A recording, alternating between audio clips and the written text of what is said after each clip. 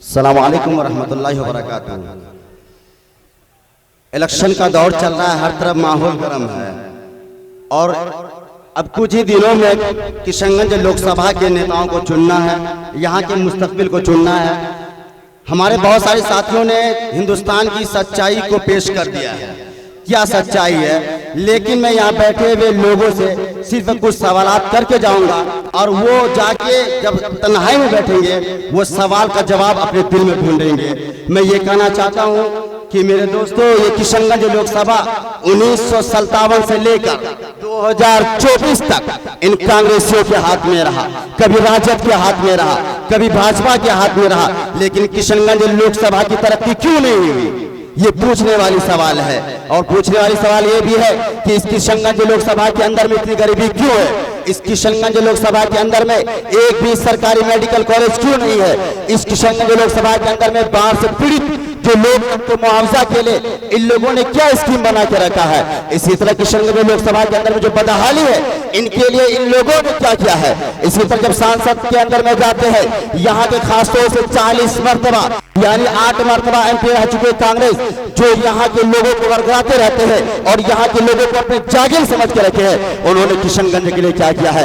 ये हमें और आपको पूछने की जरूरत है, ये हमें आपको झांकने की जरूरत है। हमारे आप बीच में बैठे हमारे शेषाबादी भाई भी होंगे, मैं उनसे पूछना चाहता हूँ कि जब जीतन राम मांझी जो कि पूर्व मुख्यमंत्री है बिहार के, उन्होंने खुलेआम कहा कि इस बिहार के अंदर में, सीमांचल के अंदर में पूर्णिया हो, कटिहार हो, अररिया हो, किशनगंज हो, ये लोग घुसपैठी लोग कटे हुए, और उन्होंने साफ सुथरा कहा कि ये शेषाबादी घुसपैठी लोग है। तो मैं पूछना चाहता हूँ कि इनके बाद इन दोगले लोग, यहाँ के MP लोग, यहाँ के MLA लोग और यहाँ के जो बड़े बड़े लीडरान है जो यहाँ के हमदर्द बनना चाहते हैं, उन्होंने क्यों नहीं उठाई कि ये शेषाबादी कोई घुसपैठी नहीं है, ये कोई बांग्लादेशी नहीं है, ये हिंदुस्तान के रहने वाले हैं, ये पूछने वाली सवाल है। और इसी तरह जब प्रधानमंत्री, देश के इतने बड़े प्रधानमंत्री जब पूर्णिया के अंदर में आते हैं और वो कहते हैं कि सीमांचल के अंदर में घुसपैठियों का मजमा है, घुसपैठी लोग घुसते हैं, उन्होंने टारगेट किया यहाँ के कुलैया बरादरी को, उन्होंने टारगेट किया यहाँ के शेषाबादी बरादरी को,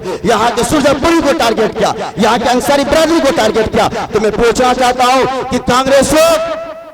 तुम लोगों ने जो हमें जागीर बना समझ के रखा था, तुमने हमारे लिए क्या किया, तुमने क्यों जवाब नहीं दिया। एक चीज मैं क्लियर तौर पे कह के जाना चाहता हूँ कि ये कांग्रेस ही और ये RJD वाले RSS की B टीम है, इस चीज को समझने की जरूरत। अगर आज हम और आप नहीं समझे और कुछ देर कर दिए तो याद रखिएगा इसका खमियाजा भरना पड़ेगा, इसका नुकसान भरना पड़ेगा। आप नहीं भरेंगे, हमारे दादा लोग तो चले जाएंगे जिंदगी से, लेकिन जो हमारे नौजवान साथी है, जो हमारे बच्चे हैं, जो हमारा मुस्तकबिल है, ये अंधेरे में होगा। और इस वक्त फिर हम लोगों को पछतावा होगा कि काश के हम अगर 20 साल पहले सोच लिए होते, समझ लिए होते और अपने आप को सुधार लिए होते तो आज ये हालत न होती। कहने को तो बहुत सारी बातें हैं, आप भी हकीकत को जानते हैं। एक तरफ मुसलमान देखने वाले आपने देखा कि भाजपा की गोद में बैठ गए इसी किशनगंज लोकसभा के अंदर में, और एक तरफ हराने के लिए षड्यंत्र रच के रखा है उन्होंने। एक तरफ है जो मजलूमों की बात करने वाले हैं, एक तरफ है जो यहाँ के दलितों को आंख उठाने वाले हैं, यहाँ के महादलितों की बात करने वाले हैं, यहाँ की मुसलमानों की बात करने वाले हैं, यहाँ की शेषाबादी बरादरी की बात करने वाले हैं, यहाँ की कुलैया बरादरी की बात करने वाले हैं, यहाँ की सुरजपुरी बरादरी की बात करने वाले हैं, इनकी नौकरी की बात करने वाले हैं,